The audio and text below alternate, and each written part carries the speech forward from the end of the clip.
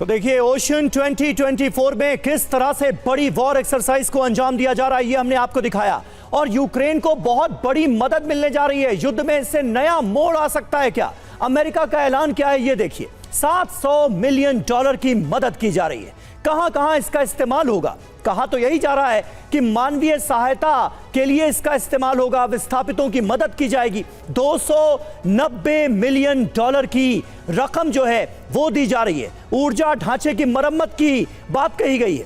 $102 million जो है वो खर्च किए जाएंगे बारूदी सुरंगों के लिए। ब्रिटेन का ऐलान क्या है? $781 मिलियन की मदद ब्रिटेन से मिलने जा रही है यूक्रेन को। यह बहुत बड़ी मदद है और इससे जुड़ी अहम जानकारियां हमने आपके सामने रखी। निनाद सेठ हमारे साथ मौजूद है। निनाद, कुल मिलाकर मंशा क्या नजर आती है ब्रिटेन और अमेरिका की?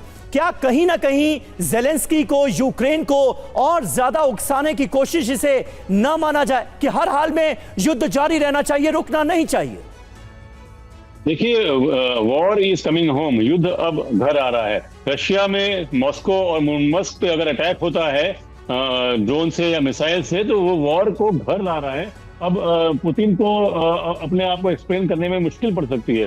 तो इस संदर्भ में तीन चीजें हैं।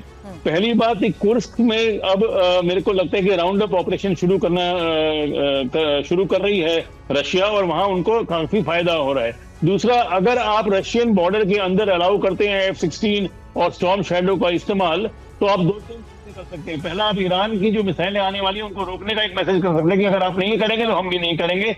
दूसरा, आप एक खतरा ले रहे हैं कि रूस जो बार बार रेड लाइन ड्रॉ कर रहा है, रूस के फॉरेन मिनिस्टर लेवरोव ने कहा था कि हम अटैक कर देंगे जो भी कंट्री हमारे अंदर अलाउ करेगी करने का, उसको आप टेस्ट कर रहे हैं, जो बड़ा खतरा है।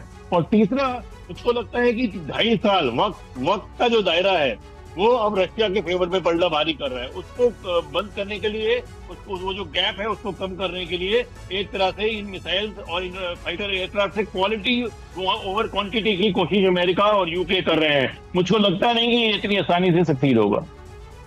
अब लेकिन सुमित, एक छोटा सा सवाल आपसे चाहूंगी। यहां तो जिस मानवीय मदद के तौर पर ये सारा सहयोग मिल रहा है, क्या यूक्रेन कहीं ना कहीं अभी भी कब्जे वाले इलाके को रीएस्टैब्लिश करने के लिए भी, रीएस्टैब्लिश करने के नाम पर मदद मांगने लग गया है क्या?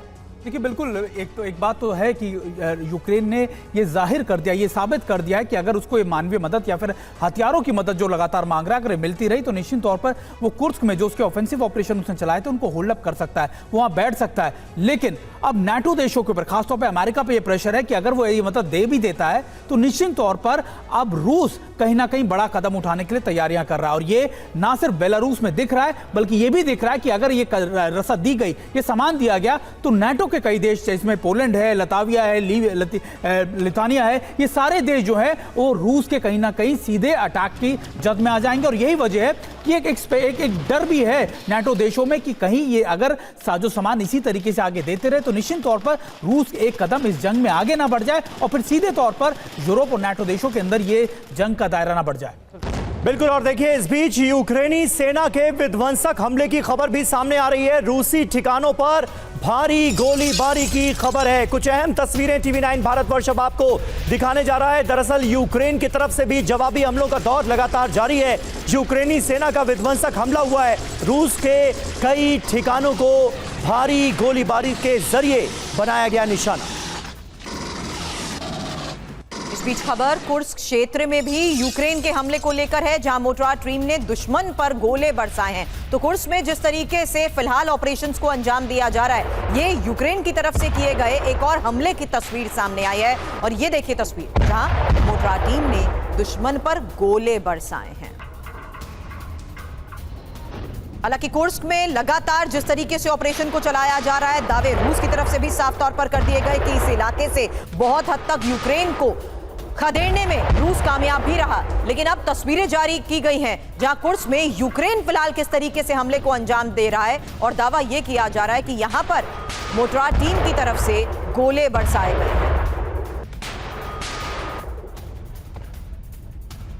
और वहीं यूक्रेन में F-16 फाइटर जेट के क्रैश होने पर अमेरिका चिंतित है। अमेरिका ने F-16 के लिए मिसाइल बनाने का ऑर्डर दिया है। $1.2 बिलियन का मिसाइल बनने का ऑर्डर मिला है। मिसाइलों में आधी अमेरिका और आधी यूक्रेन इस्तेमाल करेगा। कुल मिलाकर जो अहम डिटेल सामने आ रही हैं अमेरिका के रुख को लेकर F-16 के क्रैश होने की खबर के सामने आने के बाद, सुमित, ये अपने आप में क्या बता रही है? लेकिन निश्चित तौर पर क्योंकि F-16 पर सवाल खड़े होते हैं तो अमेरिका हर उस बात को आप कह सकते हैं कि छुपाने की या फिर उसको मजबूत करने की कोशिश करता है। आपको अभिनंदन वाला एपिसोड याद होगा जब भारत में MiG-21 ने F-16 को मार गया, तब भी अमेरिका की तरफ से कहा गया था कि नहीं F-16 नहीं है, ये दूसरा विमान। और निश्चित तौर पर जिस तरीके से अब खास तौर पर यूक्रेन के अंदर F-16 पर सवाल खड़े हो रहे हैं, निश्चित तौर पर अमेरिका कोशिश कर रहा है कि ना सिर्फ उसके अंदर जो उसके मिसाइल है उसकी असेंबलिंग इस तरीके से की जाए कि वो रूस के Su-30 या दूसरे विमानों को टारगेट कर सके, बल्कि एक अपर एज ले सके खासतौर पे रूस की एयरफोर्स के सामने। और यही वजह है कि 1.2 बिलियन का ये ऑर्डर दिया गया है और इसमें मीडियम रेंज की A2A मिसाइलों के लिए कहा गया है, जिसमें आधा अमेरिका इस्तेमाल करेगा और आधा यूक्रेन को दिया जाएगा। हालांकि इस बीच एक और सुमित खबर है, कुर्स्क में रूसी सेना जिस तरीके से आगे बढ़ रही है उसको लेकर फिलहाल एक खबर सामने आ रही है, जहां यूक्रेनी सेना को पीछे कर रहे पुतिन के सैनिक और कोरोनेवो स्नागुस लाइन से इन्हें पीछे किया गया है। यूक्रेनी सैनिक 3 से 4 किलोमीटर पीछे गए हैं। तो लगातार जिस तरीके से फिलहाल कुर्स्क में ऑपरेशन चलाया जा रहा है, एक और खबर और दावा ये कि यहां बहुत हद तक रूस की सेना आगे बढ़ गई है और यूक्रेनी सेना को पीछे खदेड़ने में कामयाब रही है।